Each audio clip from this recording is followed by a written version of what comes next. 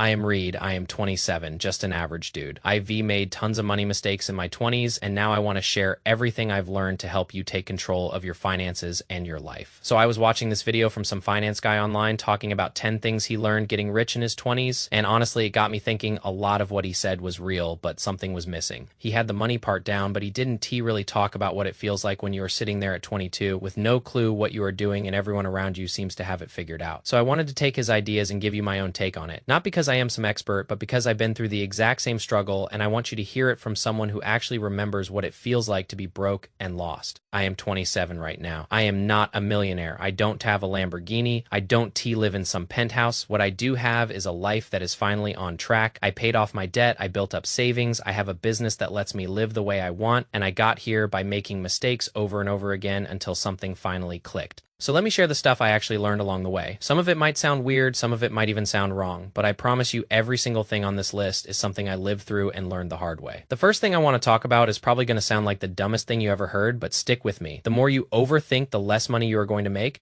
And I know that sounds backwards because we are all taught that being smart means thinking things through carefully. We are taught that the smartest kid in class is the one who ends up on top in life. But here's the truth that nobody wants to admit. The people I see actually building wealth in their 20s are not the ones who spent 4 years analyzing every possible outcome. They are the ones who just started doing stuff. They are the ones who failed 10 times and kept going anyway. School trains you to be afraid of failure because every wrong answer costs you a grade. But real life does not work that way. In real life, every failure is just data. Every mistake teaches you something that no book or class ever could. I was never good at school. I barely got through high school. I watched my friends go off to college and come back with $100,000 in debt and a degree that did not guarantee them anything. Meanwhile, I was out there trying everything I could think of. I tried Twitch streaming, I tried flipping cars on Kijiji and Auto Trader, I tried real estate wholesaling, I tried private equity deal sourcing. Most of it went nowhere, but every single thing I tried taught me something about sales or marketing or negotiating or just about how the world actually works. The people who are scared to try because they are waiting for the perfect plan are always going to be behind the people who just take a swing, even if they miss. So if you are sitting there right now thinking you are not smart enough, or you do not have the right degree, or you are not ready yet, I am telling you that is the exact mindset that will keep you stuck. You do not need to be the smartest person in the room. You need to be the one who actually does something. The second thing I learned is probably the most boring piece of advice you will ever hear, but it is also the most important. The gap between what you earn and what you spend is the only thing that actually makes you wealthier. I know that sounds painfully obvious, but think about how many people you know who make good money and still have nothing to show for it. I was one of those people. When I first started making real money in my early 20s, I immediately upgraded everything. I got a nicer apartment. I started eating out all the time. I bought stuff I did not need. And at the end of the month, I was wondering where all my money went. I was making more than I ever had before, but I was not building anything. I was just living a more expensive version of being broke. The truth is, your net worth has almost nothing to do with how much money you make. It has everything to do with how much you keep. You could make 10 grand a month and spend 9 and you are still broke. But if you make 5 grand a month and only spend 2.5, you are building real wealth. That gap between your income and your expenses is your wealth building machine. It is the engine that everything else runs on, and the earlier you learn to keep that gap as wide as possible, the faster your life changes. I am not saying you have to be cheap forever. I spend money now and I enjoy it. But when you are in your early 20s and you are just starting to generate real income, your only job should be to keep your lifestyle from growing faster than your income. Every time you get a raise or your business starts doing better, fight the urge to immediately upgrade everything. Let your income grow, let your savings grow, let your investments grow, and then later on, when you have a solid foundation, you can relax a little bit. But if you start spending everything you make the moment you make it, you will be running on a treadmill forever and you will never get anywhere. The third thing I want to say is probably going to make some people mad, but I think it needs to be said. A lot of guys in their 20s should not want to get rich yet. I know that sounds crazy because social media is constantly telling you that the goal is to make as much money as fast as possible. But here's what nobody tells you about getting rich quick. It messes with your head. I have seen this happen so many times. Someone hits a big win, maybe a good trade or a business that blows up overnight or some lucky break, and suddenly they have more money than they have ever had in their life. And then 6 months later, it is all gone. Sometimes they are even worse off than before because they went into debt trying to maintain a lifestyle they could not afford. I am not saying it is entirely their fault. Getting a bunch of money fast is something most people are not prepared for. Emotionally, it makes you feel invincible. It makes you feel like you are smarter than everyone else. It makes you take crazy risks because you think the good times will never end. I know I was not ready for it when I first started making money. If I had hit a big win at 21 or 22, I probably would have blown it all and ended up right back where I started. That is why I genuinely believe slow, consistent growth is way better than hitting some gold mine and losing it all. When you build slowly, you actually learn the skills you need to hold on to money. You learn discipline, you learn patience, you learn how to manage your finances, you learn how to handle the emotions that come with having a real income. The person who makes 300 grand in one crazy month and then loses it all walks away with a story and a lesson, but no actual money. The person who figures out how to make 5 grand a month consistently for 2 years walks away with real wealth and real habits that will last a lifetime. So if you are trying to get rich quick, I am telling you right now, slow down, focus on building something sustainable, focus on learning the skills you need. The money will come, but only if you are ready for it. The fourth thing I want to talk about is something I wish someone had told me when I was starting out. You need to be obsessed with hitting your first $10,000 month before you even think about anything bigger. Stop thinking about millions. Stop thinking about a 7-figure net worth. Stop thinking about retiring at 30. If you have not even figured out how to make 10 grand in a single month yet, then all that bigger stuff is just a fantasy that is keeping you distracted from what actually matters. $10,000 a month is the goal, not because it is some magical number, but because the process of getting there teaches you everything you need to know to go further. If you can make 10 grand a month, that means you figured out how to sell. You figured out what people will actually pay for. You figured out how to deliver something consistently, whether it is a service or a product. You figured out how to handle money. You figured out how to manage your time. You built a foundation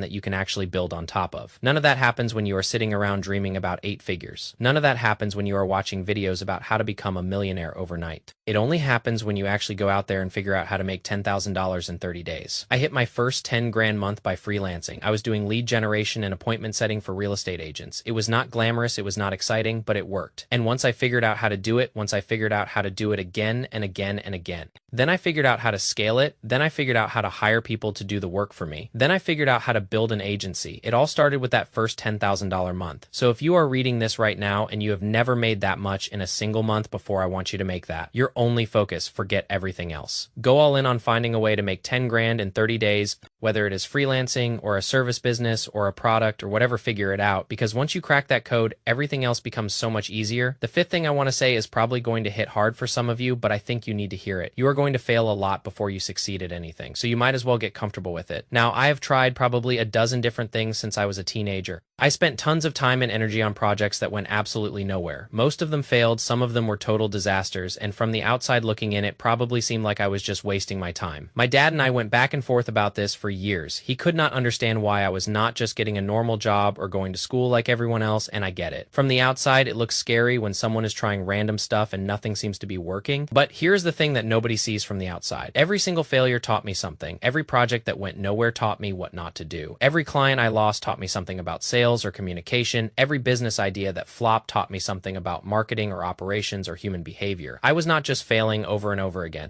I was building skills that nobody could ever take away from me. I was learning how to take a punch and keep going. I was building the kind of mental toughness that you can only get from real experience. And then finally, one thing worked. My agency took off, and all those failures that looked like wasted time turned out to be the training ground that prepared me for success. That is the part that a lot of people miss. They try something once or twice, and when it does not work, they give up and decide that entrepreneurship is too hard. But of course, it is hard. It is supposed to be hard. Anything worth doing is hard. The question is whether you are willing to keep going long enough to figure it out. So if you are in a season of failure right now, if you are trying stuff and nothing seems to be clicking, I want you to hear this. You are not behind. You are not wasting your time. You are building something, keep going, but also pay attention to what the failures are teaching you. Do not do the same thing 10 times and expect a different result. Learn, adapt, adjust, and keep moving forward. That is the only way it works. The sixth thing I learned is one that a lot of people are going to hate because it goes against everything we are told about being original and creative and innovative. But here it is. Anyway, copy what is already working before you try to invent anything new. I am not saying steal from people. I am saying look at what is already proven to work in the marketplace and model it. When I started my agency, I did not invent some revolutionary new business model. I literally copied what my old boss had done with his company. He had shut it down and given me his blessing, so it was not stealing. But the point is, I took something that was already working and I ran with it. Innovation is a trap when you are just starting out. Trying to create something completely new when you do not even know if there is demand for it is a fast track to failure. Instead, look at what people are already buying. Look at what businesses are already paying for. Look at what content is already getting views, and then go do that thing, but do it with your own twist. Add your own personality, add your own story, add your own perspective. That is what makes it yours. That is why nobody can take my channel away from me, because even if someone copied my entire format, they could not copy my experiences or my personality or the way I talk to you. The formula is simple. Find something that is already working, model it. Do not steal it word for word. Add your own angle and then execute. Do not try to build something from scratch until you already have the resources and the experience to take that kind of risk. Start with what is proven. That is how you actually make money in the beginning. The seventh thing I want to talk about is something I feel really strongly about. Reject hustle culture. I know that sounds weird coming from someone who is all about building wealth and getting your life together, but hear me out.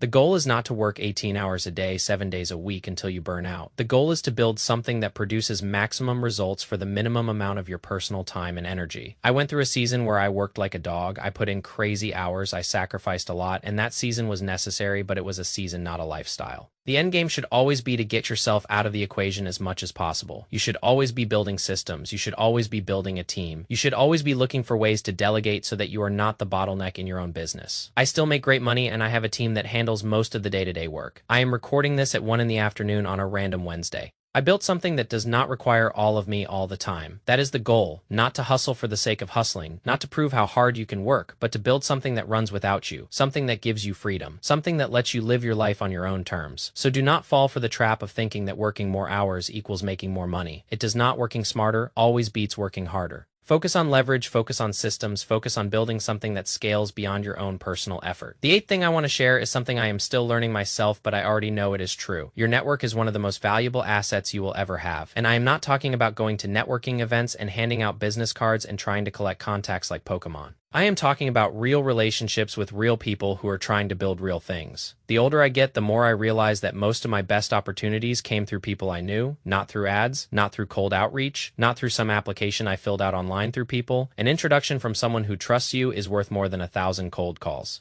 The right conversation with the right person at the right time can completely change your business and your life. So do not neglect relationships while you are grinding. Do not be so heads down in your own work that you forget to connect with the people around you. Find your people. Find the other people in their 20s who are trying to build something. Find the people who are trying to grow and learn and make things happen. And be the kind of person who genuinely wants to help others. Do not be weird about it. Do not be transactional. Do not only reach out to people when you need something, just be a decent human being who builds real connections. That network will pay dividends for the rest of your life in ways you cannot even imagine. Right now, the ninth thing is one that I think holds more people back than almost anything else. You do not need money to make money. I know that sounds like something a guru would say to sell you a course, but I genuinely believe it. Everything you need to learn is out there for free or nearly free. The amount of free information available right now is insane. There are people on YouTube right now who have built multi-hundred-million-dollar businesses, and they are just casually sharing how they did it. There are podcasts, interviews, blogs, forums, everything you could possibly need to learn any skill or start any business. The information gap that used to exist is basically gone. What holds people back is not lack of information, it is what they do with it. Most people consume content endlessly without ever taking action. They watch videos, they read books, they take notes, but they never actually start anything. And then they wonder why nothing changes. The difference between someone who succeeds and someone who does not is not usually information. It is execution.